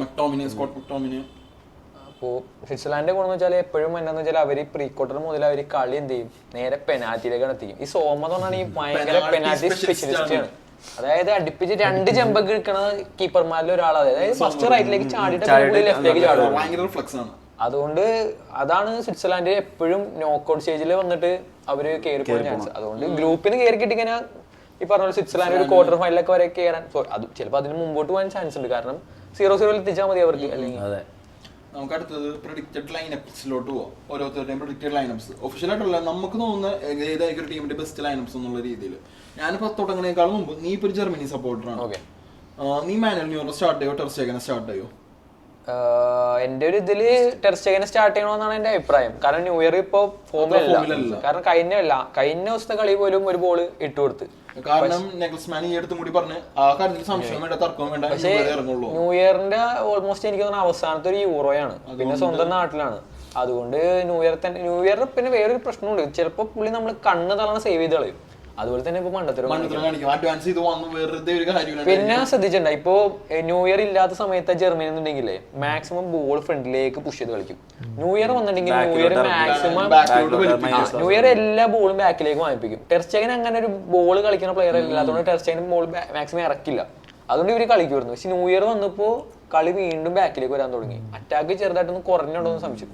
അതുകൊണ്ട് എനിക്ക് ടെർ സ്റ്റെഗൻ ഇറക്കണമെന്ന് താല്പര്യം. പക്ഷേ ടെർ സ്റ്റെഗൻ ഇനി ഒരു 4 വർഷത്തേക്ക് ടെർ സ്റ്റെഗൻ പ്രതീക്ഷിക്കേണ്ട. അടുത്ത യൂറോ ടെർ സ്റ്റെഗൻ കളിക്കാം. അപ്പോഴേക്കും ബാക്കി പ്ലേയേഴ്സ് ഒക്കെ ചിലപ്പോൾ ഫോമായി വന്നാൽ അപ്പോഴും ഇനി കണ്ടറിയണം എന്താ അവസ്ഥ എന്നുള്ളത്. അപ്പോൾ പിന്നെ നമുക്ക് പ്രെഡിക്റ്റഡ് ലൈനപ്സിലോട്ട് പോകാലോ. ആഷിഖ് നിന്റെ അടുത്ത് തുടങ്ങാം. നീ സപ്പോർട്ടിന്റെ ടീം ഏതാണ് ഈ ടൂർണമെന്റിൽ? ഒന്ന് ആസ് എ ഫാൻ ഞാൻ അർജന്റീനയുടെ ആളാണ്. പിന്നെ യൂറോപ്പിൽ ഞാൻ പറയാ ഫ്രാൻസ് ആണ്. പിന്നെ നമ്മൾ സ്കോഡ് പറയാൻ വേണ്ടി ഇംഗ്ലണ്ട് പറയുന്നു. അപ്പോൾ ഇംഗ്ലണ്ടിന്റെ സ്കോഡ് നീ പറഞ്ഞു. ഞാൻ പറഞ്ഞു എനിക്ക് നാഷണൽ ടീമിൽ ഏറ്റവും ഇഷ്ടമില്ലാത്ത 2 ടീമുകളേ ഉള്ളൂ. ഒന്ന് ജർമ്മനി, ഒന്ന് ഫ്രാൻസ്. ഇഷ്ടമല്ലാത്ത ഒന്ന് ജർമ്മനി 2014 ഫൈനലിൽ തോറ്റായിരുന്നു. അത് അന്ന് ചെറുപ്പം നമ്മൾ 10ാം ക്ലാസ്സിലേക്ക് കുഞ്ഞു പ്രായത്തിൽ നമ്മൾ ടീം അത്ര ഇതാണ്. പിന്നെ ഫ്രാൻസിന് പണ്ട് പോലെ ഇഷ്ടമല്ല. അതുകൊണ്ട് 2018 ഇഷ്ടമില്ല, 22 ഇഷ്ടമില്ല, കൊടുത്ത് കിട്ടി. അതെന്താ പറ്റ. അപ്പോ നീ ഇപ്പോ നമ്മുടെ വ്യൂവേഴ്സിനോട് പറയുമ്പോൾ നിന്റെ ഇംഗ്ലണ്ടിന്റെ സ്റ്റാർട്ടിംഗ് ലൈനപ്പ് എങ്ങനെയായിരിക്കും? നീ ഇടാൻ പോണ ഫോർമേഷൻ വെച്ചുള്ള ആ ഒരു സ്റ്റാർട്ടിംഗ് ലൈനപ്പ് ഇംഗ്ലണ്ടിന്റെ എങ്ങനെയായിരിക്കും? ഗോൾ കീപ്പർ എന്തൊക്കെയായാലും പിക്ഫോർഡ് ആയിരിക്കും, ഷുവറാണ്. പിന്നെ ഡിഫൻഡേഴ്സ് വരുമ്പോൾ ജോൺ സ്റ്റോൺസ് ഉണ്ടാവും, പിന്നെ ലൂയിസ് ഡങ്ക് ഉണ്ടാവും, പിന്നെ കെയ്ൽ വാൾക്കർ, പിന്നെ ലൂക്ക് ഷോ. പിന്നെ മിഡ്ഫീൽഡർ പറയുകയാണെങ്കിൽ ജൂഡ് ബെല്ലിംഗ് ഉറപ്പാണ്, പിന്നെ ഡെക്ലാൻ റൈസ് ഉറപ്പാണ്, പിന്നെ അർണോൾഡ്. ഈ 3 പേര്. ഫോർവേഡ് പറയുകയാണെങ്കിൽ ഹാരി കെയ്ൻ, സാക്ക, പിന്നെ ആരെ പറയണം, രണ്ടുപേരും എന്തെങ്കിലും ഇറക്കുമെന്ന് പറഞ്ഞു. പക്ഷെ എനിക്കിഷ്ടം കുറച്ചും കൂടി ഫോർഡനാണ് ഇഷ്ടം. പക്ഷെ പാമറിനാണ് പറയുന്നത്. പക്ഷേ കോൾ പാമർ റൈറ്റ് വിങ് അല്ലേ? ആ മാറ്റി. പക്ഷെ അപ്പോ ഒന്നും കൊണ്ടും ഫോർഡനെ പ്രിഫറൻസ് കൊടുക്കൂലേ? അപ്പോ ഫോർഡൻ ഇല്ലാന്ന് പറയണത്. അതായത് പ്രീമിയർ ലീഗിന്റെ ബെസ്റ്റ് പ്ലെയർ നമ്മളതാണ് നേരത്തെ സ്ട്രെങ്ത്തിന്റെ കേസ് പറഞ്ഞത്. ഇവരെന്തെങ്കിലും ഫുൾ ടൈം കളിപ്പിക്കാൻ ചാൻസ് കുറവാണല്ലോ. മാറ്റി എന്തെങ്കിലും ഇറക്കും, കാരണം ഓപ്പർച്യൂണിറ്റി കൊടുക്കണം. എന്റെ ഒരു ഇത് പറയുന്നത് ചിലപ്പോ മിഡ്ഫീൽഡ് രണ്ടാക്കിയിട്ട് ഒരു അറ്റാക്ക് മിഡ്ഫീൽഡ് എന്ന രീതിയിൽ ഫോർഡൻ ഇട്ടിട്ടെ, എന്നിട്ട് പിന്നെ പാർമറയും സാക്കിനെ അപ്പുറം ഇപ്പുറം ഇട്ടിട്ട് ചിലപ്പോ അങ്ങോട്ടും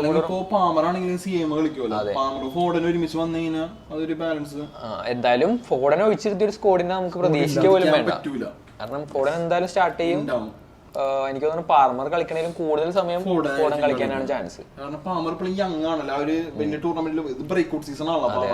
നമ്മളൊന്ന് തിരിച്ചു ചിന്തിച്ചു ആ കോച്ചിന്റെ അവസ്ഥ എന്തായിരിക്കും? അപ്പൊ ഇത്രയും പ്ലേസിനെ എങ്ങനെ ഹാൻഡിൽ ചെയ്യും? എപ്പോഴും വിവാദപ്പെടുന്നത് ഇതാണ്. അതായത് പുള്ളി ഇപ്രാവശ്യം പുള്ളി അത് കാണിച്ചു, മഗ്വറെ പുറത്താക്കി. അതൊരു ഭയങ്കര തീരുമാനമായി പോയി. അതായത് ആരും പ്രതീക്ഷിക്കാത്തൊരു ഡിസിഷൻ ആയി പോയി മഗ്വറ.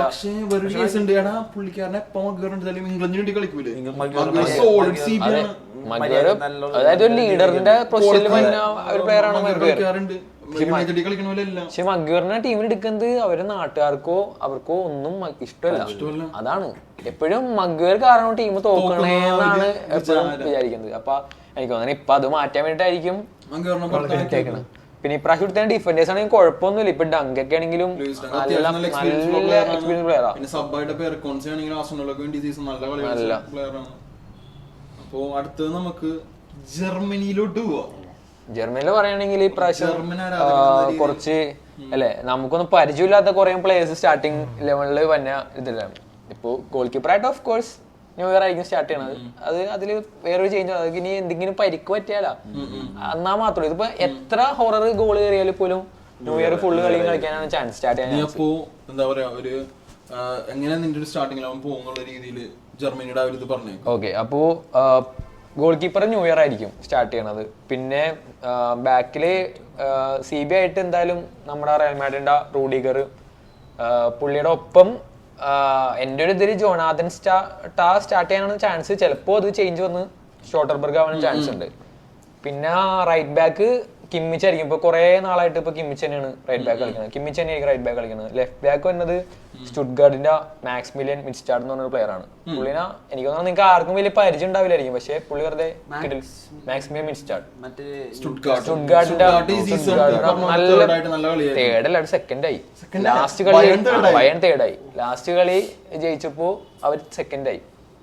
അപ്പോ ആ പ്ലെയർ നല്ലൊരു പ്ലെയറാണ്. എനിക്ക് തോന്നുന്നു ജർമ്മനി എപ്പോഴും ലാക്ക് ചെയ്യണ ഒരു പൊസിഷനാണ് ലെഫ്റ്റ് ബാക്ക് എന്ന് പറയുന്ന പൊസിഷൻ. എപ്പോഴും ഓരോ ടൂർണമെന്റ് ഓരോ ലെഫ്റ്റ് ബാക്ക് ആയിരിക്കും. ഇപ്രാവശ്യം പുള്ളിക്കാണ് അവസരം വന്നേക്കുന്നത്. അപ്പോൾ ഈ അടുത്ത ഫ്രണ്ട്ലിയിലൊക്കെ പുള്ളി നല്ല കളിയായിരുന്നു. ഇനി കണ്ടറിയാം.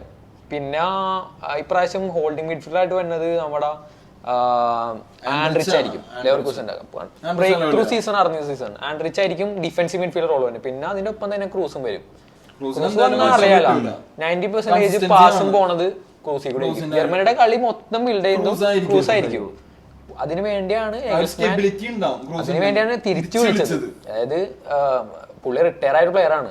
ഇതിനു വേണ്ടി തിരിച്ചു വിളിച്ചു വന്ന കളിയും വെറുതെ ടോപ്പ് കളിയായിരുന്നു. അപ്പൊ ക്രൂസും ആൻഡ്രിച്ച് ആയിരിക്കും നടുക്ക് വരാൻ ചാൻസ്. പിന്നെ മേളിലേക്ക് വരുന്നുണ്ടെങ്കിൽ അറ്റാക്കിംഗ് മിഡ്ഫീൽഡിൽ ഓഫ് കോഴ്സ് ക്യാപ്റ്റൻ ഗുണ്ടോഗൻ. ഇപ്രാവശ്യം നെഗൽസ്മാൻ ക്യാപ്റ്റൻ ആക്കിയേക്കുന്നത് ഗുണ്ടോഗനാണ്. Kimmich right back. ഇപ്പോ കുറെ നാളായിട്ട് കിമ്മിച്ച് നാഷണൽ ടീമിൽ റൈറ്റ് ബാക്ക് ആണ്. അവിടെ എനിക്ക് തോന്നുന്നു കിമ്മിച്ചിന് ശരിക്കും പറഞ്ഞാൽ അവിടെ ഒരു ഫൈറ്റ് പോലും ഇല്ലാന്ന് തോന്നുന്നു. കിമ്മിച്ച് ഓൾമോസ്റ്റ് അവിടെ റൈറ്റ് ബാക്കിൽ പിന്നെ രണ്ട് സൈഡിൽ വരുന്നത് ജർമ്മനിയുടെ യങ് ഐക്കൺസ് വേർഡ്സും മുസിയാലും. റൈറ്റും വേർഡ്സ് ലെഫ്റ്റും ആയിരിക്കും. ഇത് ഇവര് തമ്മിൽ അങ്ങോട്ടും ഇങ്ങോട്ടും ചേഞ്ച് വന്നുകൊണ്ടിരിക്കും. പിന്നെ സ്ട്രൈക്കറിൽ എന്തായാലും എനിക്ക് ഇഷ്ടമില്ല, എന്നാലും ഹാവെർട്സ് ആയിരിക്കും സ്റ്റാർട്ട് ചെയ്യാൻ ചാൻസ്. അതാണ് ജർമ്മനിക്ക് വീക്കാണ്.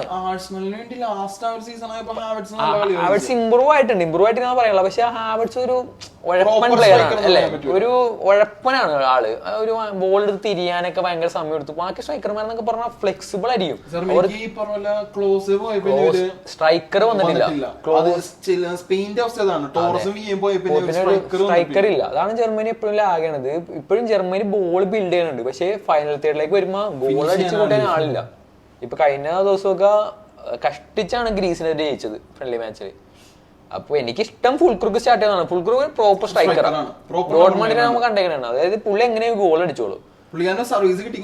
പക്ഷേ ഹാവെർട്സ് തന്നെ സ്റ്റാർട്ട് ചെയ്യാൻ ചാൻസ്.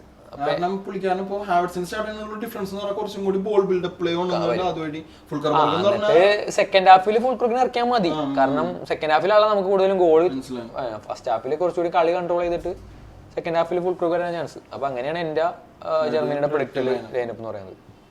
പിന്നെ പോർച്ചുഗലോട്ട് പോയി കഴിഞ്ഞാൽ ഞാൻ പറയുകയാണെങ്കിൽ എനിക്ക് പേഴ്സണലി റോയ് പെട്രീസിയോ സ്റ്റാർട്ട് ചെയ്യണമെന്നുണ്ടെങ്കിലും ഡിയേഗോ കോസ്റ്റേ സ്റ്റാർട്ട് ചെയ്യുള്ളൂ. ഗോൾ കീപ്പർ ഡിയേഗോ കോസ്റ്റ ഇപ്പോൾ one of the best goalkeepers ആണ്. വേൾഡ് കപ്പിൽ ഉണ്ടെങ്കിൽ പോലും നല്ല ഗോൾ കീപ്പറാണ്. CB എന്തായാലും റൂബൻ ഡിയാസ് ഉണ്ടാവും, അതിനൊരു സംശയമില്ല. പിന്നെ ഉള്ള ഓപ്ഷൻസ് എന്ന് പറഞ്ഞപ്പോൾ ഗോൺസാലോ ഹാനേഴ്സി ഉണ്ട്, ഈ പറഞ്ഞ പോലെ. അതുപോലെ തന്നെ അന്റോണിയോ സിൽവ ഉണ്ട്. രണ്ടും യങ് പ്ലേയേഴ്സ് ആണ്. എന്നാൽ പോലും പെപ്പെ സ്റ്റാർട്ട് ചെയ്യണം. പെപ്പെ സ്റ്റാർട്ട് ചെയ്തേ പറ്റൂ. പെപ്പെ ഈ സീസൺ 41 വയസ്സോ 40 വയസ്സോ ആയിക്കോട്ടെ, ഏജ് ഇസ് ജസ്റ്റ് നമ്പർ എന്ന് പറഞ്ഞ പെപ്പെ കാണിച്ചിട്ടുണ്ട്. അത്രയും കാക്കനായിട്ട് പെപ്പെ നിന്നിട്ടുണ്ട്.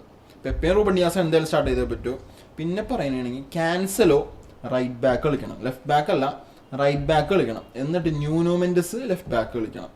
എൻ്റെ ഒരു ഇതിൽ ക്യാൻസലോ റൈറ്റ് ബാക്കും ന്യൂനോ മെൻഡസ് ലെഫ്റ്റ് ബാക്കും കളിക്കണം. അതായിരിക്കും എനിക്ക് കുറച്ചും കൂടി ഞാൻ പ്രിഫറബിൾ ആയിട്ട് പറയാം. മിഡ്ഫീൽഡിൽ വന്നിങ്ങനെ ജാവ് പെലീനിയ, CDM, ബ്രൂണോ ഫെർണാണ്ടസും ബെർണാഡോ സിൽവയും വിട്ട് കളിക്കണം. എൻ്റെ ഇതിൽ CMF ബ്രൂണോ ഫെർണാണ്ടസും ബെർണാഡോ സിൽവയും കളിക്കണം. ഫോർവേഡിലോട്ട് വരുമ്പോൾ റാഫേലിയോ, ജാവ് ഫെലിക്സ്, ക്രിസ്ത്യാനോ റൊണാൾഡോ. റൈറ്റ് വിങ്ങിൽ തന്നെ. റൈറ്റ് വിങ്ങിൽ റാഫേലിയോ അല്ലെങ്കിൽ ജാവ് ഫെലിക്സ് വന്നിട്ട് ക്രിസ്ത്യാനോ നടുക്കും തന്നെ. അല്ലെങ്കിൽ ഈ പറഞ്ഞ പോലെ ഡിയാഗോ ജോട്ടോയും റാഫേലിയോയും തന്നെ. ഡിയാഗോ ജോട്ടോ ഏത് പൊസിഷനിലും കളിക്കുന്ന ഒരു പ്ലെയർ ആണ്. റാഫേലിയോ ആയിരിക്കും കുറച്ചും കൂടി സ്റ്റാർട്ട്. പക്ഷേ ഈ ഫെലിക്സ് വിങ് ഇട്ടുകൊണ്ട് അതിന്റെ ഗുണം ഉണ്ടാവും. ഫെലിക്സ് എപ്പോഴും ഒരു സെക്കൻഡ് സ്ട്രൈക്കർ പോലെ റോബർട്ടോ മാർട്ടിനസ് കളിപ്പിക്കുന്ന രീതിയിലുണ്ടല്ലോ. റാഫേലിനേക്കാളും കൂടുതൽ പ്രിഫറൻസ് കൊടുക്കുന്നത് ഫെലിക്സിനാണ്. കാരണം ഫെലിക്സ് വരുമ്പോൾ ക്രിസ്ത്യാനോ ഫെലിക്സും തമ്മിൽ ആ ഒരു നീ പറഞ്ഞ പോലെ സെക്കൻഡ് സ്ട്രൈക്കർ പ്ലേയിങ് വരുന്നുണ്ട്. അപ്പൊ അതുകൊണ്ട് ഫെലിക്സിന് കുറച്ചും കൂടി ഇതുകൊണ്ടിരിക്കണം. പക്ഷേ പ്രശ്നം എന്ന് പറയുമ്പോൾ ഞാൻ പറഞ്ഞ പോലെ എന്തായാലും ഇറക്കാൻ പോണില്ല. ബെർണാഡോ സിൽവനെ റൈറ്റ് വിങ് ഇട്ടിട്ട് ബ്രൂണോയുടെ കൂടെ ഈ പറഞ്ഞ പോലെ ബ്രൂണോയും ജാവപ്പലീനിയും അതിന്റെ കൂടെ വിറ്റീനെ വരാനായിരിക്കും സാധ്യത. വിറ്റീനെ കളിക്കുന്ന പ്ലെയറാണ്. പക്ഷെ എന്നാൽ പോലും ഇയാളെ കുറച്ചും കൂടി ഇപ്പോൾ 3-4-3 കളിപ്പിക്കോ അതോ 4-3-3 കളിപ്പിക്കോ നമുക്ക് അറിഞ്ഞുകൂടാ. ആകെപ്പാടുള്ള ഗ്യാരണ്ടി എന്ന് പറഞ്ഞാൽ ബാക്കി പറഞ്ഞ പോലെ ഞാൻ പറഞ്ഞ പോലെ ഇരിക്കൂല. ക്യാൻസൽ ലെഫ്റ്റ് വന്നിട്ട് റൈറ്റ് ഡിയാഗോ ഡാൽറ്റോ അല്ലെങ്കിൽ നെൽസൺ സെമേഡോ വരുള്ളൂ. പുള്ളിക്കാരനെ ഇറക്കാവുന്നത് എങ്ങനെ ഇരിക്കാം. എന്നാലും നമ്മൾ പറഞ്ഞത് ഇപ്പൊ നമുക്ക് ഈ രീതിയിൽ ഇറക്കിയാൽ കൊള്ളാന്നാണ്. ഞാൻ ബെർണാഡോ സിൽവനെ മിഡ് ഇടാൻ പറയാൻ കാരണം തന്നെ ബെർണാഡോ ഇട്ട് കഴിഞ്ഞാൽ ബ്രൂണോനെ പോലെ തന്നെ ഓടി കളിച്ചോളും ഫുള്ളായിട്ട് ഗ്രൗണ്ട് മൊത്തം. ബെർണാഡോ ഇട്ടുണ്ടെങ്കിൽ ഗുണം എന്ന് വെച്ചാൽ ഇപ്പൊ ബെർണാഡോ ലെഫ്റ്റ് പ്ലെയർ ആയതുകൊണ്ടേ വേണമെങ്കിൽ ഫിലിക്സിന് വേണമെങ്കിൽ അകത്തേക്ക് വരാനുള്ള പിന്നെ ഒരു ട്രയാങ്കിൾ രീതിയിൽ പ്ലേ ചെയ്യാനൊക്കെ ഉള്ള ഒരു ഓപ്ഷൻ ഉണ്ട് അവിടെ. അപ്പോ അത് നല്ലതാണ്. ബെർണാഡോ വരുന്നത് നല്ലതായിരിക്കും. കാരണം സിറ്റിയിലാണെങ്കിലും ബെർണാഡോനെ യൂസ് ചെയ്യുന്നത് യൂസ് ചെയ്യണത്. അപ്പൊ അതുകൊണ്ടാണ്. പക്ഷെ അങ്ങനെ ചെയ്യാൻ എനിക്ക് തോന്നണില്ല പുള്ളിക്കാരൻ അങ്ങനെ ചെയ്യൂന്ന്. റോബർട്ടോ മാർട്ടിനസ് ഒരു ചണക്കനായ ഒരു കോച്ചാണ്. അപ്പൊ പുള്ളി നമ്മൾ ഒട്ടും എക്സ്പെക്ട് ചെയ്യാത്ത രീതിയിലായിരിക്കും പുള്ളി സ്കോർ എടുക്കുന്നത്. അതായത് ഓപ്പോസിറ്റ് ടീം പ്രതീക്ഷിക്കുന്നത് ഈ സ്കോഡ് പ്രതീക്ഷിച്ച് വരുമ്പോ പുള്ളി ചിലപ്പോ വേറെ സ്കോഡ് ഇട്ടിട്ടായിരിക്കും പുള്ളി. ചിലപ്പോ ഓൺ പേപ്പർ വേറെ രീതിയിലായിരിക്കും സ്കോഡ്, പക്ഷെ ഗ്രൗണ്ടിൽ ഇറങ്ങി കഴിയുമ്പോൾ കളി മാറാം. പ്ലേയേഴ്സിനെ മാറ്റി വെക്കും, അങ്ങോട്ടും ഇങ്ങോട്ട് ഇന്റർചേഞ്ച് ചെയ്യുമായിരിക്കും. അതിനൊരു പ്രതീക്ഷയുണ്ട്. പക്ഷെ എന്നാൽ ഞാൻ എപ്പോഴും പറയണ് അവിടെ ഈഗോ ഉണ്ടെങ്കിൽ പോർച്ചുഗൽ ജയിക്കൂല. എത്ര നല്ല സ്കോഡാണെങ്കിലും എത്ര നല്ല ബെഞ്ച് ഉണ്ടായാലും പോർച്ചുഗലിലെ പ്ലേയേഴ്സ് ഈഗോ വെച്ച് ഇറങ്ങിക്കഴിഞ്ഞാൽ ഞാനാണ് സെറ്റപ്പ്, ഞാനാണ് സൂപ്പർ എന്നുള്ള രീതിയിൽ ഈ പറഞ്ഞ ബ്രൂണോ ഫെർണാണ്ടസും ജാക്കൻസലും ക്രിസ്ത്യാനോ ഇറങ്ങിയാൽ പോലും അവിടെ ചെയ്യുണ്ടാവില്ല. കോർഡിനേറ്റഡ് ആയിട്ട് പോർച്ചുഗൽ ടീം ഇറങ്ങിയോ കപ്പ് പൊക്കും, ഒരു സംശയമില്ല. മോൻ പറഞ്ഞോ അടുത്തത് ഫ്രാൻസ്. ഫ്രാൻസിനെ കുറിച്ചുള്ള ലൈനപ്സ് പറഞ്ഞു. ഫ്രാൻസ് ഗോൾ കീപ്പർ മറ്റേ മിൻഗാൻ, പിന്നെ കൊണാട്ടെ, സലീബ, തിയർനാണ്ടസ്, പവാഡ്. പിന്നെ മിഡ്ഫീൽഡിൽ എനിക്ക് കാണ്ടേ താല്പര്യം, പക്ഷെ എനിക്ക് തോന്നല കാണ്ടേയും ടോമിനിയും കമവിംഗ തോന്നല്ല. എന്തായാലും CDM ആവാൻ ചാൻസ് ചൊമേനിക്ക് തന്നെയാണ്.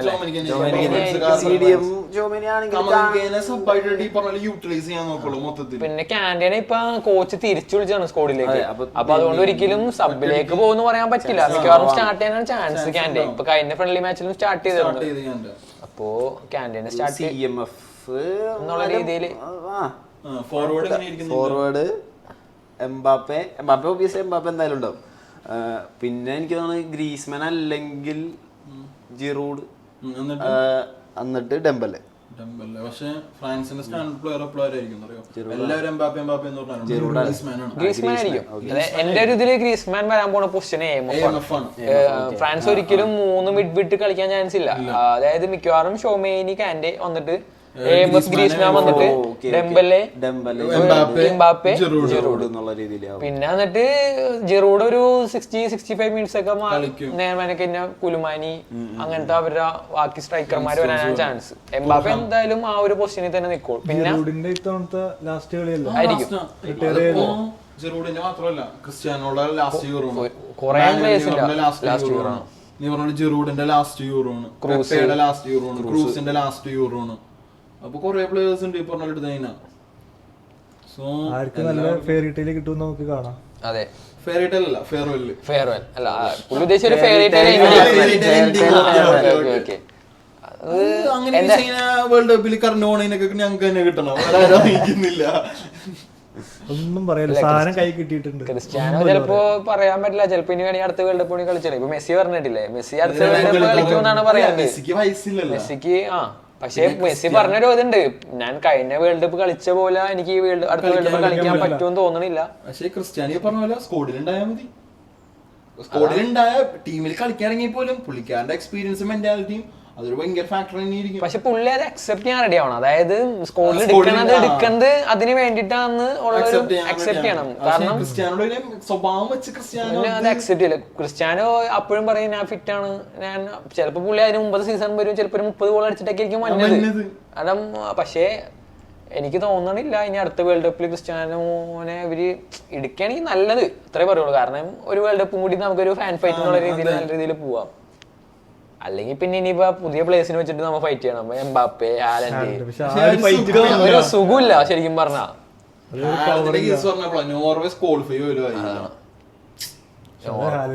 കാര്യമില്ലല്ലോ മാർട്ടിൻ ഓഡെഗാർഡ്, ഹാലൻഡ് അത്യാവശ്യം നല്ല ടീമുണ്ട്. എന്താ പറയാ, നോർവേയുടെ ഗോൾഡൻ ജനറേഷൻ ആണ് മാർട്ടിൻ ഓഡെഗാർഡ്, നോർവേയുടെ ക്യാപ്റ്റൻ ആണ്. അപ്പൊ അത്യാവശ്യം നല്ല ടീം തന്നെയുണ്ട് ഈ പറഞ്ഞതുപോലെ. ഇപ്പൊ ഹാലൻഡ് ഒന്നും കയറിയില്ലെങ്കിൽ ഗുണം വരാൻ പോണത് എംബാപ്പയ്ക്കാ. എംബാപ്പെ ഫുട്ബോൾ മീൻസ് എംബാപ്പെ എന്നുള്ളൊരു പിന്നെ വിനീഷ്യസിനെ നമുക്ക് കൊണ്ടുവരായിരുന്നു. ഇപ്പൊ വിനീഷ്യസ് എംബാപ്പെ ഒരേ ടീമിൽ കളിക്കണോണ്ട് അതിലോട്ടും വരൂല.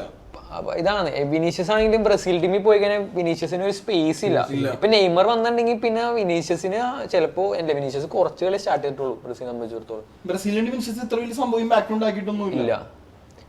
ഇനി എംബാപ്പെ വരുമ്പോ വിനീഷ്യസിന്റെ പൊസിഷനിൽ ചേഞ്ച് വരുമോന്നൊക്കെ ഉള്ളത് നമുക്ക് കണ്ടത്. കാരണം എംബാപ്പെ ഇപ്പൊ സ്ട്രൈക്കറിൽ നിന്ന് മാറിയിട്ട് പൊതുവെ ലെഫ്റ്റ് വിംഗർ എന്നുള്ള രീതിയിലേക്ക് മാറിയിട്ടുണ്ട്. ഇനി റയലിൽ ഇനി പുള്ളി എങ്ങനെ കളിക്കും എന്നുള്ളതൊക്കെ ആഞ്ചലോട്ടി എനിക്ക് തോന്നുന്നു ആഞ്ചലോട്ടി അതിന് വേണ്ടിട്ട് ഈ സീസൺ സ്ട്രൈക്കറിൽ അത് കളിച്ചത് അതിന് വേണ്ടിട്ടാന്ന് തോന്നുന്നു അല്ലേ. അതായത് അടുത്ത സീസണിൽ എംബാപ്പെ വരുമ്പോൾ ഈ എല്ലാവരും അതാണ് ഇപ്പോഴേ സ്ട്രൈക്കിംഗ് പൊസിഷനിൽ വന്നത്. വിനീഷ്യസ് വന്നിട്ടുണ്ട്, റോഡ്രിഗോ വന്നിട്ടുണ്ട്, ആകെ ഹൊസേല വരുമ്പോൾ മാത്രമാണ് അവർക്ക് സ്ട്രൈക്കർ വന്നത്. അതിന് വേണ്ടിയിട്ടാണ് ബ്രസീലിന്റെ നാഷണൽ ടീമിന്റെ ഇതുപോലും ആഞ്ചലോട്ടി ഒഴിവാക്കി. കാരണം ആഞ്ചലോട്ടിനെ സംബന്ധിച്ചിടത്തോളം ഇത്ര നല്ല പ്രൊജക്ട് ഇനി എന്തിനാ മാറണേ, വന്ന പ്ലേയേഴ്സ് ആണെങ്കിലോ. ഇപ്പൊ നമ്മെല്ലാവരും എംബാപ്പെ പറഞ്ഞു, റോഡ്രിഗോ പറഞ്ഞു, വിനീഷ്യസ് പറഞ്ഞു, ഒരു കളിക്കാരനെ കൊണ്ട് റയൽ സൈൻ ചെയ്തിട്ടുണ്ട്. എൻട്രിക് ബ്രസീലിന്റെ അതാണ് സ്ട്രൈക്കറുമാണ്, പ്രോപ്പർ സ്ട്രൈക്കർ. പുള്ളി എന്താ ജൂലൈയിൽ ജോയിൻ ചെയ്യുന്നു അൽഫോൻസോ ഡേവിസിനെയും കാരണം അവർക്ക് അവിടെ ലെഫ്റ്റ് ബാക്കിൽ ഒരു പ്ലെയറിന്റെ ഒരു ഇങ്ങടെ എല്ലാരും ഓടിച്ചിട്ട് ഈ റയൽ മാഡ്രിഡ് പ്രശ്നം വെച്ചാൽ റയൽ മാഡ്രിഡ് വിളിച്ചിട്ടുണ്ടെങ്കിൽ പ്ലേയേഴ്സിന് നോ എന്നുള്ള സംഭവം ഇല്ല. അതാണ് കാരണം ബാക്കി ടീമുകൾ പ്ലേയേഴ്സിനെ സൈൻ ചെയ്യുന്നുണ്ടോ. അപ്പൊ അതായത് 150 മില്യൺ, അതായത് ഇപ്പൊ 20 മില്യന്റെ പ്ലെയർ ആണെങ്കിൽ ചിലപ്പോ ആ ടീം എടുക്കുന്ന 60 മില്യൺ ആയിരിക്കും. റയൽ മാഡ്രിഡ് സംബന്ധിച്ചത് റയൽ മാഡ്രിഡ് 20 മില്യൺ പ്ലെയർ ചിലപ്പോൾ 15 മില്യൺ എടുത്തോളെ. സാലറിയും അത്ര ഉണ്ടാവുള്ളൂ അവർക്ക്. എംബാപ്പയ്ക്ക് സാലറി കുറവല്ലേ? എംബാപ്പയ്ക്ക് എനിക്ക് തോന്നുന്നത് PSG പറഞ്ഞ സാലറിയുടെ പകുതിയുടെ പകുതി അത്രേ ഉള്ളൂ. സാലറി കുറവ്, ഗ്രോത്ത് കൂടുതൽ. അതാണ്.